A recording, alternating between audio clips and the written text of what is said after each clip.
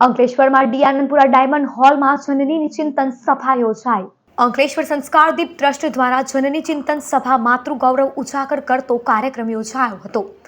Diamond theatre ખાતે સંદેશ અને મુંબઈ સમાચારના કોલમનિસ્ટ અંકિત દેસાઈએ વક્તા તરીકે જોડાયા હતા। જેઓએ થોભો, શીખો અને જીતો વિષય પર મન્ય પ્રવચન આપ્યું હતું।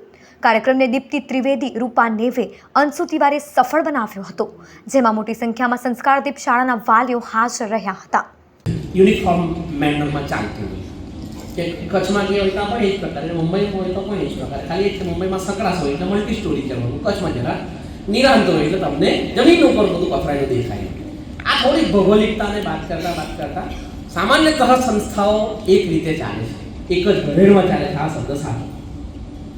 પણ સંસ્કારદીપ આવ્યો અને પહેલાં જ્યારે સંસ્કારદીપના વિદ્યાર્થીઓ સાથે સંવાદ કર્યો અને સંસ્કારદીપના વિદ્યાર્થીઓ સાથે સંવાદ કર્યા પછી જેવો અમે સંવાદ કરીને બહાર આવ્યા તો મને પ્રશ્ન થયો। એટલે મેં નાવાડે સાહેબને કીધું કે નાવાડે સાહેબ અહીંયા કયા વર્ષથી ચાલે છે? એટલે મેં 5 વર્ષથી ચાલુ થાય બાળકનું?